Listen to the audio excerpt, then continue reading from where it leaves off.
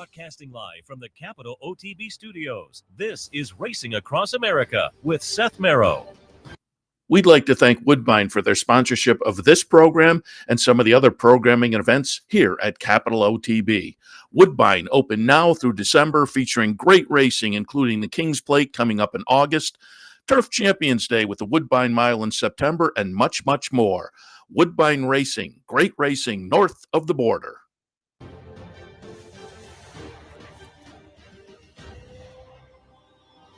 Good morning. Welcome to Racing Across America on this Sunday morning. I'm Seth Merrow. Thanks for joining us. Take a little look at some of the stakes action from yesterday. Well, past couple of days. We'll start with the Beldame from Friday, but it was a nice stakes day yesterday. Certainly results will play into Breeders' Cup in a few weeks, and so hopefully we get some hints in that direction over the course of looking at some of the replays from yesterday. Again, nice stakes day. We talked about it on Racing Across America yesterday. Joe Christofek took a look at the two stakes at Churchill. We had Howard Kravitz going over some of the action, Belmont at the Big A, and the Goodwood out in Southern California. And as I say, a lot of interesting results that will have future implications. And let's jump in because there is plenty of action. We'll go back to Friday and Belmont at the Big A. It was the Grade 2 Beldame. The New York weekend stakes, this and certainly the Woodward got zapped a little bit, small fields and scratches. You had a field of 5 originally. Majestic Oops elected for another opportunity, and that one scratched out. That left only a field of 4, but the overwhelming favorite, not surprisingly, was randomized. I used randomized. So far this year, randomized coming into the Beldame on Friday, had a win in the Molly Pitcher, a third to kick off the season in the La Troyenne, but they alternated with poor performances in the Phipps and the Personal Ensign up at Saratoga Grade 1 events. And so it was a little bit undefined, but on class, it just seemed like randomized might have this bunch over a barrel a little bit, but that's not how it worked out. It looked like early on that was how it was going to work out. You can see randomized here.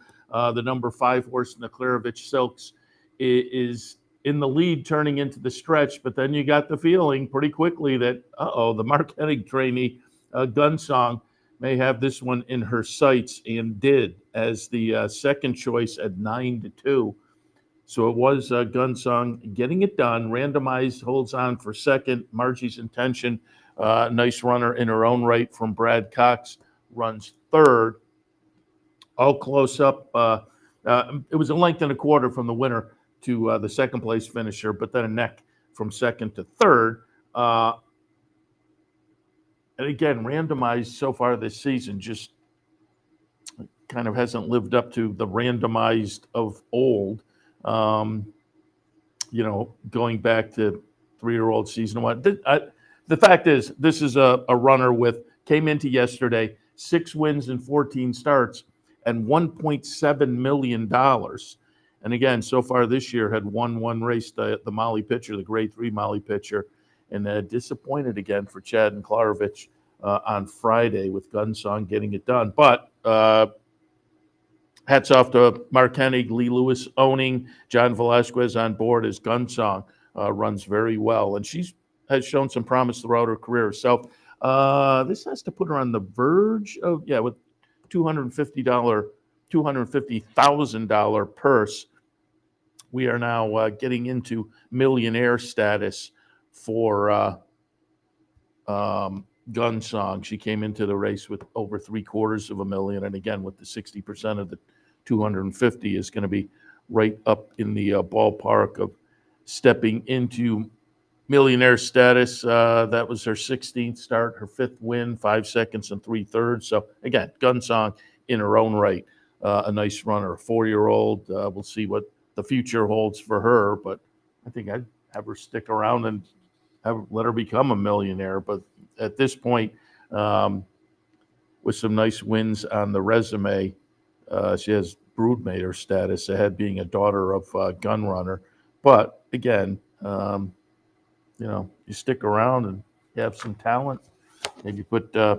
I'm just looking down. There are no Grade 1s on the resume yet, so we'll see if they what the future holds for Gunsong. But it's also going to be interesting to see what the future holds for Randomized, who, again, had passed millionaire status long ago with 1.7 million in the bank, but could only manage second going back to Friday in the Beldame. Not 87 buyer for Gunsong, and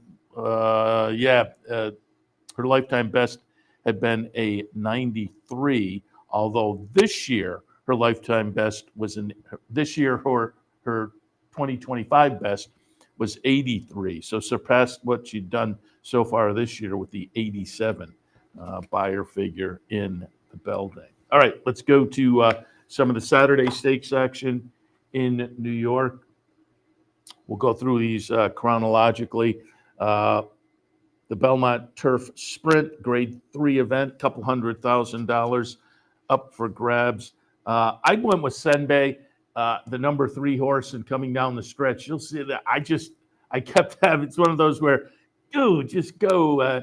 You can see number 3 Senbei is just sitting right there with the green cap and the white silks, and just continues to look like at any moment that momentum will propel us into a good spot at 10-1. But just doesn't flatten out really, but just the others have a little more momentum late.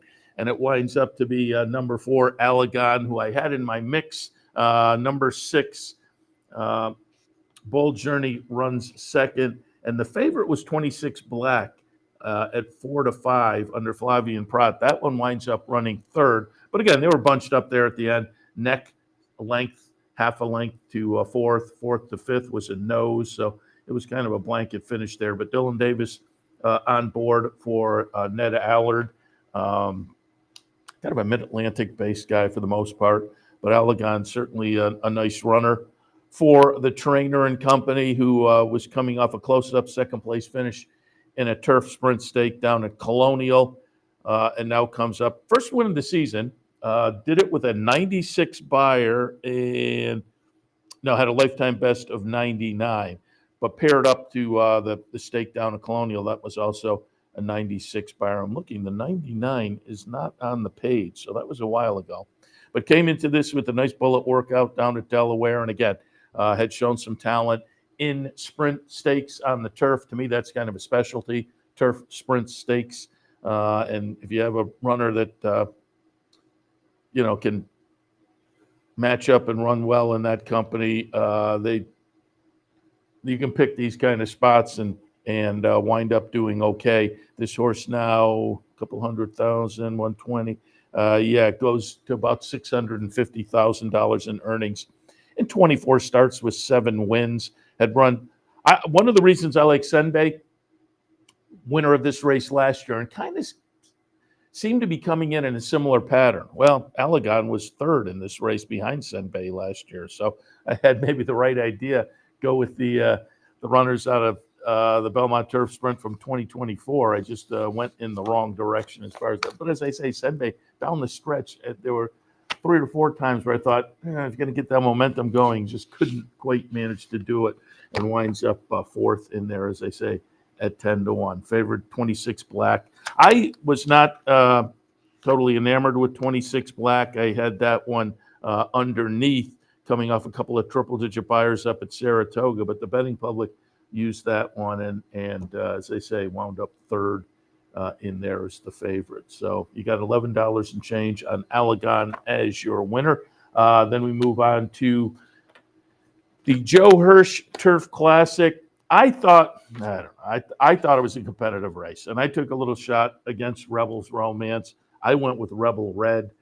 We will see. Rebel Red, that was not first time around. It just seemed a little jammed up. Rebel Red is going to be the number 4 horse, and just down the stretch the second time really doesn't have anything by that point. But I don't know if anybody was going to catch Rebel's Romance. Again, I said I took a little bit of a shot against, but boy, 3-5 and ran to it. No surprise. This is a horse that, with this win, and I will say getting up for second, redistricting, and running third, El Cordobas, who was second choice? Short price on Rebel's Romance. And El Cordobas, the second choice. They were both Charlie Appleby runners, but again, splitting them was redistricting from Chad Brown and my Rebel Red. Again, first time through the stretch, kind of came up the inside, and then you have that gap for the dog leg, and to me it was a tough spot and seemed to kind of lose interest is wrong, but just in that spot, kind of then backed up a little bit and just never seemed to really engage after that. Again, took a little swing with Rebel Red at a price and whiffed on that one. Again, it was all Rebels Romance, who now has 9 grade or Group 1 victories on the resume. That's incredible. Is going to try to equal, and I saw this in Dave Grenning's follow-up column, going to try to equal Goldakova as being a 3 times winner of a Breeders' Cup race. Goldakova won the Breeders' Cup Mile 3 times. Rebels Romance heads to Del Mar shooting for a 3-time victory in the BC Turf. Won it in 2022, won it last year out at Del Mar, and now goes back to Del Mar. Looking pretty good. This is just incredible. And came in, you travel the world and pick off, some races like the Breeders' Cup Turf and, the Dubai Shima Classic for $6 million. Came into the race with $14 million in the bank. And as I say, added the 9th grade 1. So Rebels Romance looking pretty good. Charlie Appleby heads out to Del Mar now with, because again, we were up at Woodbine for the Woodbine Mile. As notable speech coming out of that race heading to Del Mar. So now Rebels Romance also and heads in off a victory like that. I'm sure a lot of people will be jumping on board. Frankie Dettori was riding, so a nice win from Frankie, getting it done in the Joe Hirsch Turf Classic. And it was a 106 buyer, lifetime best 107. Last year's Breeders' Cup Turf was also a 106 for Rebels Romance. So right up in the area of his best performances. 106 buyer yesterday in the Joe Hirsch Turf Classic victory. As I alluded to earlier, the Woodward. And I noted when I stepped out yesterday, I was headed to the benefit concert last night for Therapeutic Horses of Saratoga. It was fun. Great night. A beautiful night. Big crowd. Spin Doctors played. They were fun. But there were a couple of opening acts, and a lot of people were milling around, and there was some food trucks and whatnot. So I ran into a lot of familiar faces, and there was discussion amongst people about it's just people shaking their head. The Woodward were 3 horses. And I said it yesterday, I get it. Every track wants to have their big day. And so Delaware this weekend has a stake for these types of runners. Churchill had the Lucas Classic. There was the Goodwood out in Southern California. I get it. But when they're all on the same day and with, full crops shrinking and whatnot, it just makes for a situation like this, a race like the Woodward with 3 horses. And I'm not sure how they solve it because, again, everybody's their own jurisdiction and has their own business to worry about. And so they want their big day. But just to look at the industry as a whole, a race like this doesn't really help things. So, again, it was interesting yesterday. I probably had 5 different people who were kind of shaking their heads on this situation with the Woodward yesterday. All of that said, it played out in an interesting fashion as Phileas Fogg looked in a short field to have the pace advantage in here. Locked was a little bit of a head scratcher given the last 2 races, running 4th in the Alashiba and 3rd behind Phileas Fogg in the Suburban at Saratoga. Would Locked bounce back? And you can see here, Locked with John Velasquez on board will just keep coming. He swings out here. That seemed to be a good move as the horse kind of then re-engages. Phileas Fogg starts to get a little short, and pushing on by for a 3/4 length victory is Locked. Kind of gets back in form, you would think, but with the short field, and I will say, it was a 98 buyer. So you look down the page at Lock. Everybody was thinking this is a real player in the older division after the win in the big cap back in March with a 109 buyer. So the last couple of races, which were disappointing, were 96 buyers. Yesterday was a 98. Again, I'm not sure how excited you get thinking, oh, he's back, Locked is back, because what we saw earlier this year seemed to be presenting a lot of promise for this as a player in the older division. And I'm not sure what we got yesterday changed the thinking as far as what we saw in the previous two races, the Ali Sheba and the Suburban. But we'll see what they do with Lock going forward. Again, got back on track as far as a win, so that's a bonus. But again, the whole situation yesterday with the three-horse field was definitely a little bit disappointing down in New York in the Woodward. But those were your results. We move on now to the Gallant Bloom. This one, $250,000 up for grabs for the ladies, going 6.5. Horse that was a little bit interesting was Senza Parole, who was phenomenal in the debut up at Saratoga last summer, and then laid off until Saratoga this summer. Went off at 2-5 in that comebacker just about a month ago, and got caught late. Ran second at 2-5. So you were a little bit kind of scratching your chin. What will we get from that one? Because this seemed like a tough spot to try to build the confidence in only the third start of the career. Senza Parole was a little bit disappointing at 9-2. Going to be the 8 horse in here, but horse that took all the action as the favorite was the number 1, Our Disaster, from Rich Averill, Averill Racing and Company, Safi Joseph Training, Jose Ortiz on board. They were coming out of a win in an optional claimer up at Saratoga and a close-up second in the Honorable Miss. And as I say, took the action. Betting public was correct.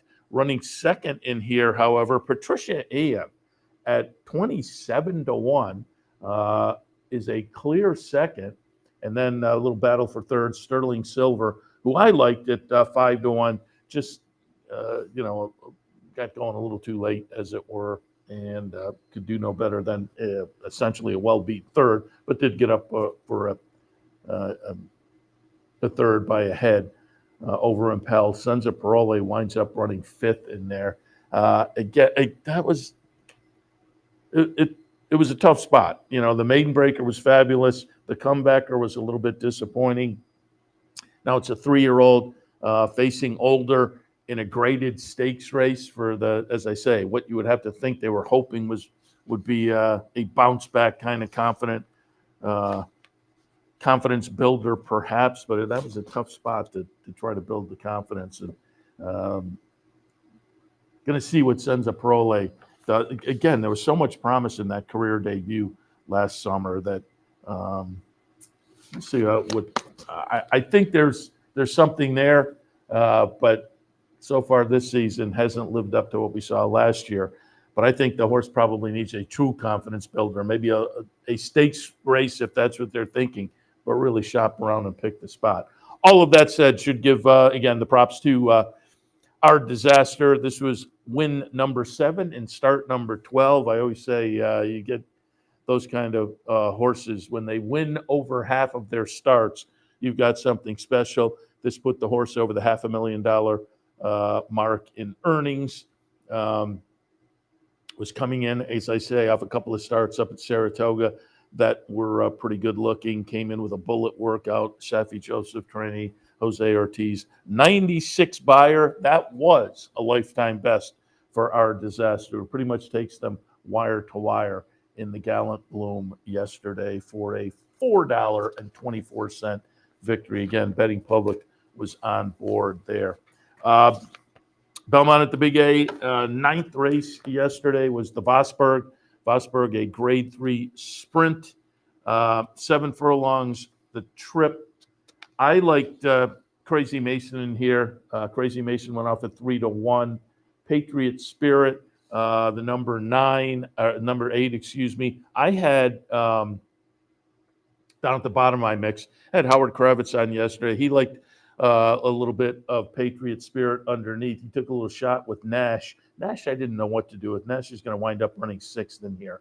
But Patriot Spirit, Javier Castellano as the second choice at 5-2 winds up getting it done. Again, the number 8, number 9, Crazy Mason, who again I like a clear second in here, and Scotland, who actually went off as the 2-1 favorite.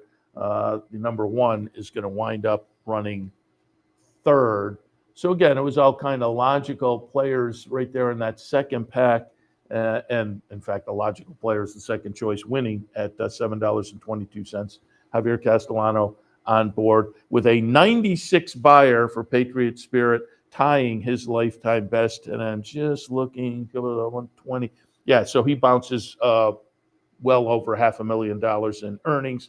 Win number 6, start number 15. So Patriot Spirit, a nice runner, been based at Colonial this summer and was coming out of a nice stake win down at Colonial. And again, I had Patriot Spirit in my mix down a little bit, though, because I wasn't sure what to make of the Colonial stake necessarily, but came in obviously in very good form and lived up to it with the win yesterday in the Vosburg, again, tying a lifetime best buyer figure. All right, we'll take a break. That takes you through the New York Stakes, going back to Saturday, going back to Friday, and yesterday, Saturday. Plenty of stakes action over the course of the 2 days. And as I say, you'd have to think some of those results will definitely play into the Breeders' Cup. We know the Joe Hurst Turf Classic is going to probably produce the favorite in that race. But we'll move on. There were other nice races as well. We'll take a break, and when we come back, we'll look at some Churchill Stakes action. A couple of fun annually on the calendar, fun 2-year-old stakes down at Laurel, and we'll also take a little bit later on a look at some of the Southern California stakes action from yesterday. All of that when we continue. Stay tuned.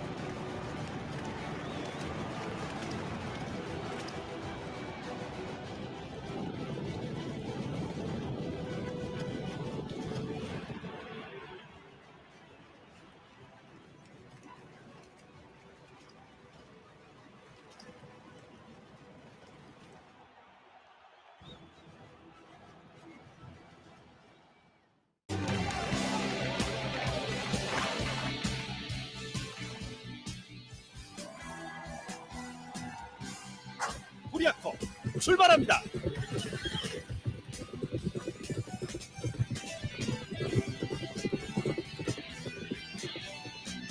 이 순간을 위해 여기까지 달려왔다. 이제 내일을 향해 뛴다.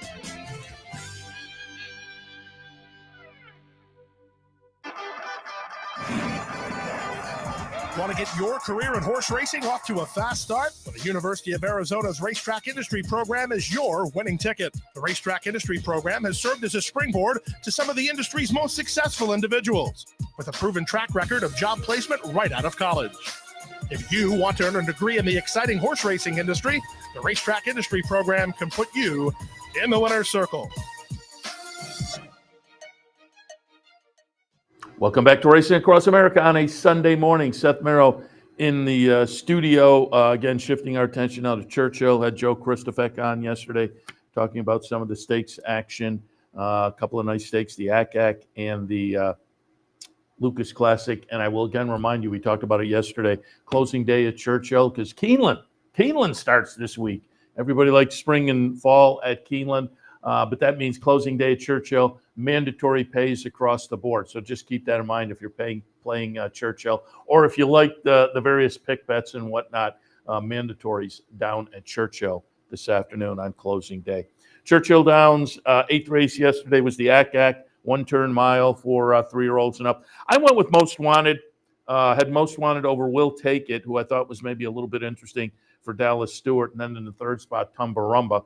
But it winds up to be a nice stretch duel down the lane between Tumbarumba and Most Wanted, and a nice and Tumbarumba is the 5, Most Wanted is the 1, and also was a nice jockey battle because Tyler Gaffleone, the leader at the meet, Irad Ortiz doing very well in his new fall home down at Churchill. Tyler Gaffleone on Tumbarumba, Irad on Most Wanted, and as you can see, just pulling clear late. It is going to be Tumbarumba getting it done for trainer Brian Lynch.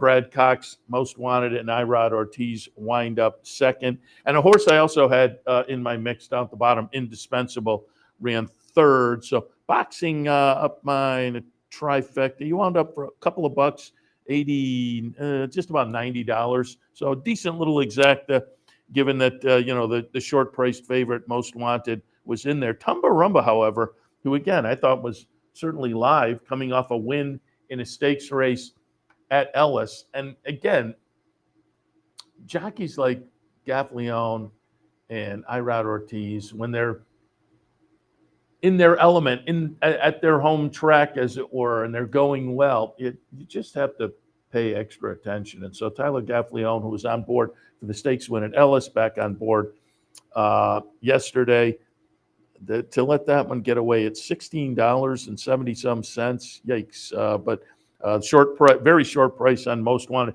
probably too short. The horse was 6-5 on the morning line, and that was maybe a little bit like it, more like it, because this horse was Most Wanted, coming out of a 5th in the 4-go behind Bookham Dano. So again, the price on Most Wanted seemed a little bit short. All of that said, with the $16 horse over the overwhelming favorite, you wound up with a $25 exacta. So you got a little value there. Although if you were playing, you just could have banged it on the horse's nose at $16 and, for the most part, been all right. 93 buyer for Tumbarumba. That is, ties his best number for this year, but his lifetime best is a 97. Had run second in this race last year, so improves on that, obviously. Now 5 years old, 7 wins in 24 career starts. And he, with the 400,000, so 200, he may have gone over $1 million yesterday.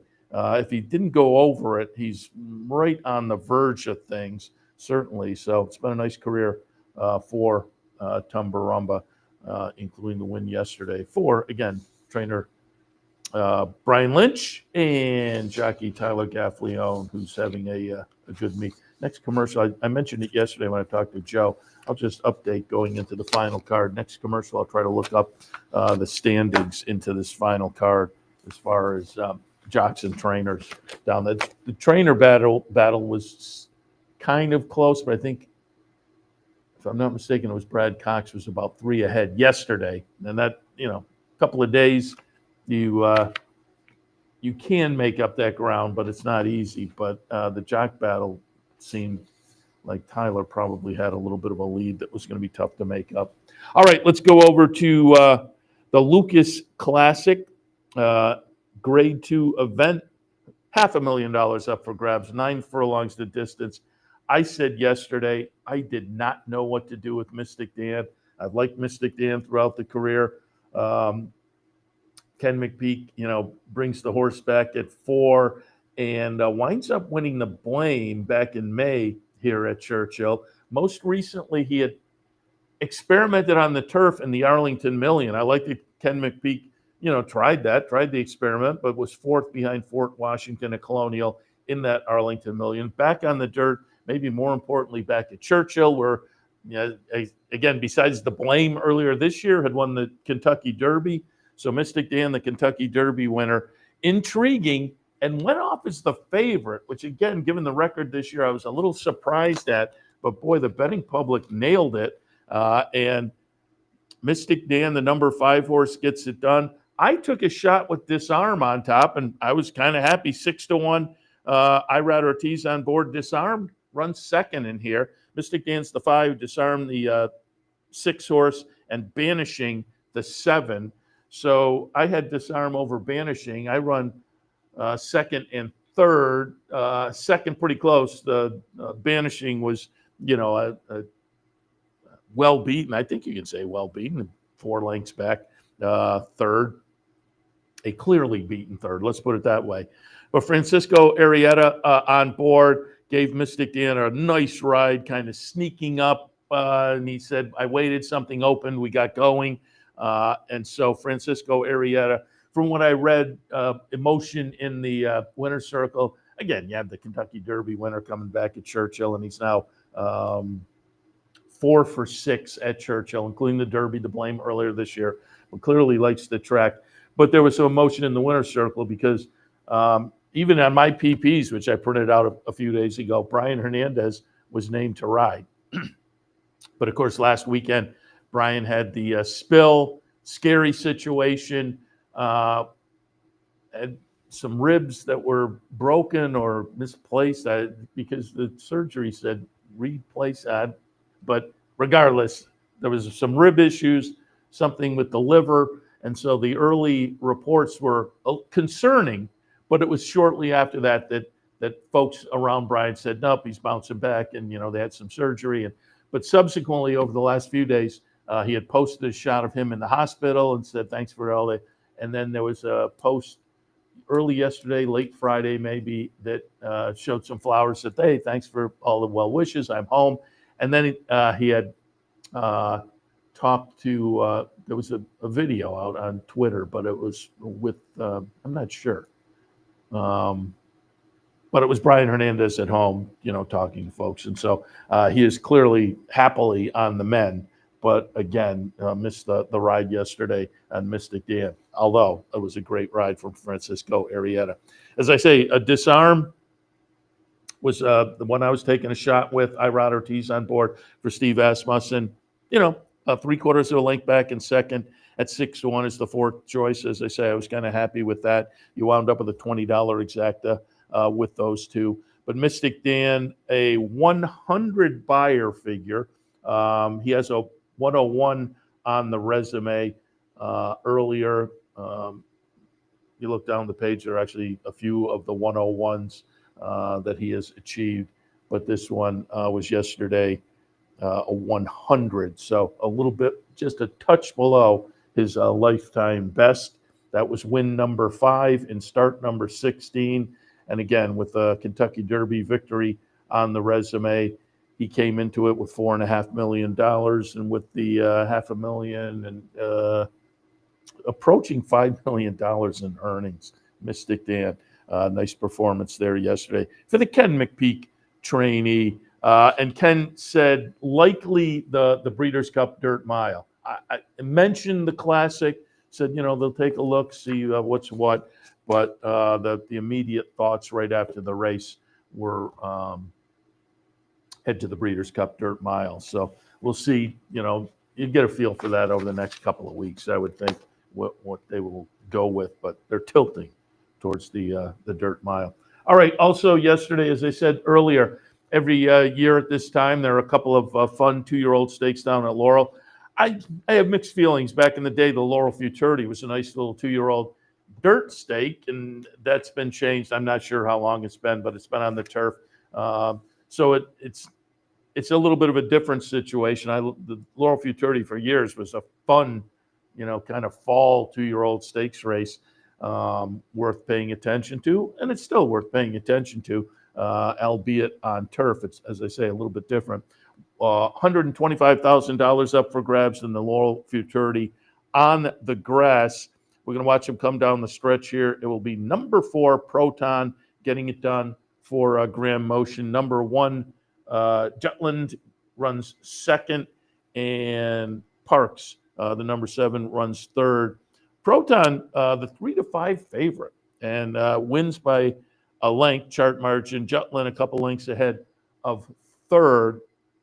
For Proton, 3-1 on the morning line, goes off 70 cents to the dollar, pays $3.40. Betting public nailed it. Graham Motion brings this one in off a State-bred stakes race, I meant to go back and look at the actual conditions of the race because this one is a Kentucky bred, but it must be a Virginia certified maybe, because one, as I say, a state-bred stakes race in Colonial being a Kentucky bred, but it must be one of those state-bred certified kind of situations. Did it with a 68 buyer, which doesn't jump off the page at you, but again, the horse went off the favorite. So you look at the rest of this bunch, 68, I think, was the high amongst this bunch. Most of them have hit the 60. Yeah, 60, so 68 was the high.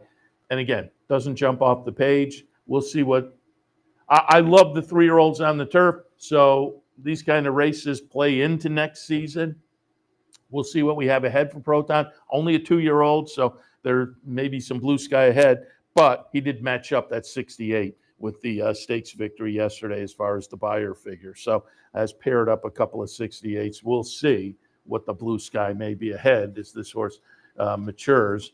But you're not sitting there thinking, oh, this is a potential superstar on the 3-year-old turf scene. But looked pretty good yesterday, getting it done. Now has a nice stakes win on the resume and only start number 2. And so again, there could be some upside potential to go because the horse is lightly raced. But congratulations again yesterday on a nice stakes victory.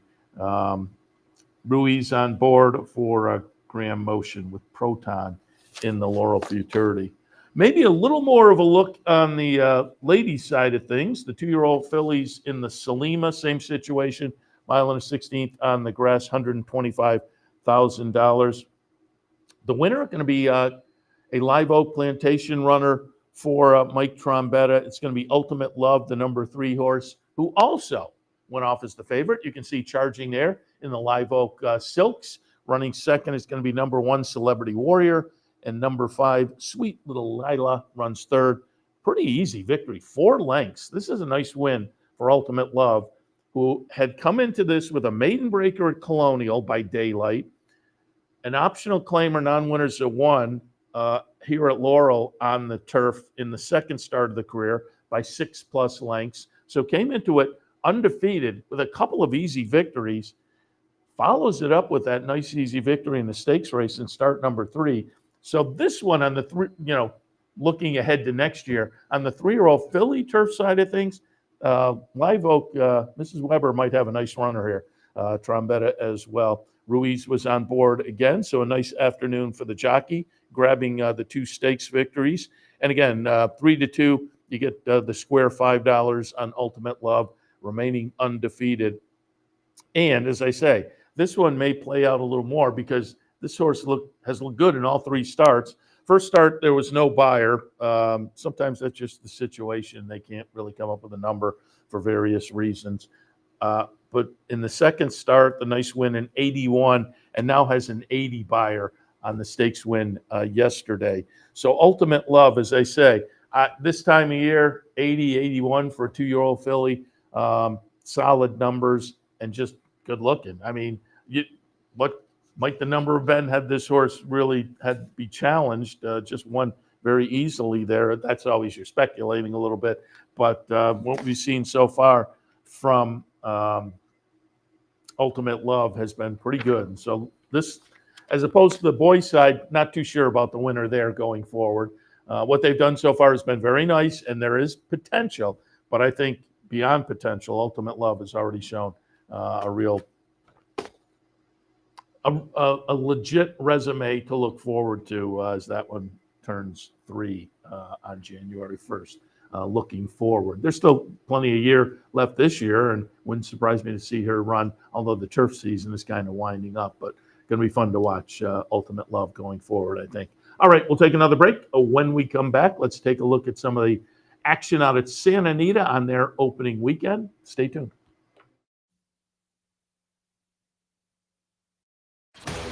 Sometimes it pays to go with the flow, to check your worries at the door, to reconnect with your crew, to follow the thrills and the flavor, to roll with it and see where it takes you, to enjoy every minute to its fullest, and to dance like there's no tomorrow. You can do that here. at Rivers Casino and Resort Schenectady, where the good times flow. Haven't signed up for a Capital OTB account yet? Now's the time to take advantage of the sign-up bonus. Open up a new account with $200 or more, bet $400 by the end of the month, and receive a bonus $200 into your account.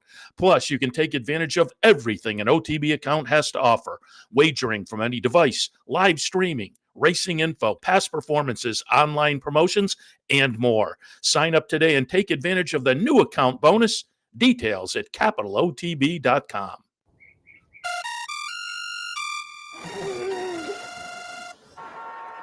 Come on. I want sales reports on my desk by Monday. Whoops. My bad. Love racing? RTN brings you every live simulcast on your home television, plus live video streaming and race replays on your PC and mobile devices. To order, visit rtn.tv. RTN, a breed apart. Welcome back to Racing Across America on a Sunday morning. I said I would look up here on closing day at Churchill, the leaderboard. Brad Cox 2 ahead. So it's, well, I didn't see what David Jacobson has entered today, but being 2 ahead, I would guess it's possible that things could tighten up. But Brad Cox so far, you know, and this is a short, essentially 3-week meet. 9 wins. David Jacobson, formerly a New York-based guy, but past couple of seasons at least has been down in Kentucky. He has 7, so 9, 7. Tommy Amos with 6. Then a slew of trainers: McPeak, Asmussen, Mott, Dallas Stewart, Mark Hesse. Slew of them at 4 more: Mike Maker, Joe Sharp. They would have a tough time making up 5. I doubt they have 5 entries in here. So Brad Cox 9, David Jacobson 7, Tommy Amos 6. I saw an interview with Tommy Amos yesterday. His very nice maiden winner up at Saratoga, which, you know, an eye-popping victory. Looks like they're going to look at the champagne for that one coming up next week. So that'll be fun to see. It's our time getting back into action after the phenomenal win up at Saratoga. So again, that was the jockey side of things. That was the trainer side of things at Churchill. Jockey side of things, Tyler Gaffalione. Again, you would think wrapped it up. 25 victories for Tyler. Irad Ortiz, his first season down at Churchill, as he's kind of making that his, you know, outside of Florida, outside of Saratoga base, it sounds like. He sits second with 19. Jose Ortiz, who has already made that move to Kentucky, he said wanted to raise the family someplace out of the New York City area, it sounded like, when he made that move last season, a couple seasons ago. He's with 11. So again, Gaffalione 25, Irad 19, Jose Ortiz 11, and Luis Saez 10 with a 6-win lead. It looks like Gaffalione in a pretty good spot. And again, don't forget, closing day at Churchill, so mandatory pays all around. All right, let's take a look again. Opening weekend at Santa Anita. They had a nice stakes card yesterday also. The City of Hope, 1 mile on the turf, grade 2 event, couple $100,000 up for grabs. And no surprise, I mean, just a Southern California, kind of a star with 8 wins and 14 starts, was coming out of kind of a clunker in the 4-star Dave up at Saratoga. But Johans gets back into the winner's circle at Santa Anita yesterday in the City of Hope mile. Johans going to be the number 3 horse in here at 1-5. Chart margin will be over a length. Cabo Spirit runs second, and El Mendares runs third, the number 6 and the number 5. But it's number 3, Johans, as you can see, pulling away late to put career win number 9 and career start number 15 in the books. Was already over $1 million in earnings, just adds to that. And again, he's kind of been a Southern California superstar. He was interesting. Went off as the favorite in New York, and I liked him that day. That was, you know, early in August in the 4-star Dave. Umberto Rispoli was in town to ride. Had a little trouble early and just never seemed to get into it up at Saratoga. But back in Southern California, another win. He's actually undefeated over the Santa Anita turf, 8 for 8 now for Johans. Gets it done in the City of Hope Mile for Tim Yachtine. And again, Umberto Rispoli was on board. Moving on, they're back on the turf a couple of races later in the John Henry Turf Championship, 1.25 miles. That one. Oh, I should say, Johan's a 100 buyer, and how does that stack up historically for him? He has some that are better than, he's got a couple of 101s on the resume, but his lifetime best was 103. But still, adds another triple-digit buyer there, so nice performance again. In the John Henry Turf Championship, favored was Stay Hot, the number 6 horse, but was a co-choice. Was favored, obviously a little bit more money in the pool, but was right there at 3-2 with Gold Phoenix. So it's the number 6 Stay Hot as the favorite, number 7 Gold Phoenix as the co-choice, and it will be Gold Phoenix getting it done. Pulls away. Again, chart margin here is just over a length. Stay Hot, the actual favorite, was a neck in front of Spycatcher running third. But Gold Phoenix getting it done for Phil D'Amato. Umberto Rispoli on board here also. So nice day for Mr. Rispoli. As I say, pulled away late. No challenge, in the last 100 yards or so.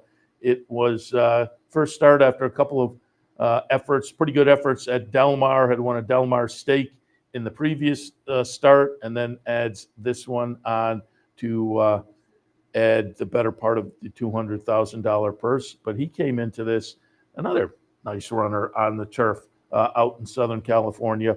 Gold Phoenix, having had $2 million in the bank before yesterday, adds the better part of the $200,000 purse. Win number 10 and start number 28, solid. He did it with a 99 buyer. If you look down the page, he has some triple-digit buyers there, but the 99 is okay. And over the last few starts, that is a continued improving situation. Was at Churchill back on Derby weekend in the Turf Classic, ran fourth in there, but with a 100 buyer. Then sat off from May until early August and had a couple of races at Del Mar, first with a 93 buyer, then with a 97 buyer, now with a 99. So moving in the right direction. We'll see what the game plan will be as far as maybe heading, onto the Breeders' Cup turf, where this horse ran fourth last year. But again, with numbers moving in the right direction, that you think bodes well. With what we saw in New York, I think you're going to have something in the Breeders' Cup turf. But as I say, with improving numbers, there's always the hope of a nice performance. 99 buyers, I say there, for Gold Phoenix, Umberto Rispoli, and Phil D'Amato. I'm just looking.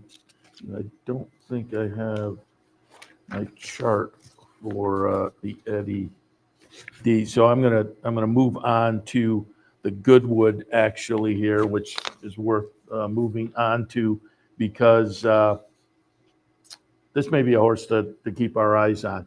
And again, we're going to skip now the replay of the Eddie D and go right to the Goodwood. And as I say, an interesting race with the result. Full Serrano went off as the 1-2 favorite, but gets upset here. Upset by number 5, Nevada Beach. Nevada Beach is a 3-year-old for Bob Baffert and a lightly raced 3-year-old. Debuted back in April, won the maiden, ran second in the Affirmed in June, and then won the Los Al Derby in June pretty easily. So it's been off since that Los Al victory. Only 3 starts. Full Serrano is a very talented stakes runner for John Sadler. And again, Full Serrano went off at 1-2, and Nevada Beach made easy work of them. Chart margin a length and a half, $19 for Nevada Beach. Pribman, another Baffert runner, ran third in there. But again, the win by Nevada Beach,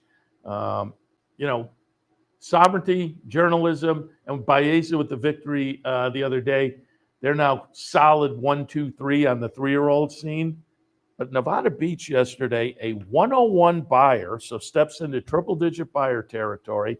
That's off of most of the summer layoff, 28th of June until yesterday, and beats a nice older horse in Full Serrano. So Nevada Beach kind of tosses his hat in the ring as a very interesting late season 3-year-old that we'll have to keep our eyes on. He'd have to do a lot of work to, pass Sovereign. I'm not even sure with the resume he has being kind of light, whether he could pass Sovereignty. Even with a Breeders' Cup Classic victory, it would be kind of a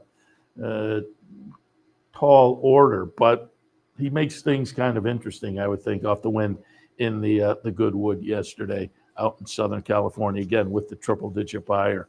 All right, there was your stakes action from yesterday. Let me just see if I can get my notes, because I had a couple of notes that I didn't get to yesterday that I wanted to touch on. A lot of talk out on social media, and you might have seen yesterday on social media, if you were watching, I think it was America's Day at the Races. I know it was with John Velasquez, that you can see the replay on Twitter or various spots, I would think. John Velasquez representing jocks in New York. The jockey colony was behind him. But the story this week was Heisa gave Paco Lopez a 6-month suspension. Goes back to the ride, and you can see, boom, he has the crop over his head at one point. And he had come back earlier this year from another suspension and had signed an agreement that essentially said, have to keep things clean, or, you will get another suspension. And given what transpired subsequently, they said, you've broken that. It was on Bookham Dano in the Forego Stakes up at Saratoga, where again he used the crop in a fashion that they say was prohibited. And the Jockeys Guild came out with a statement a few days ago, kind of against the penalty. I don't think they're against.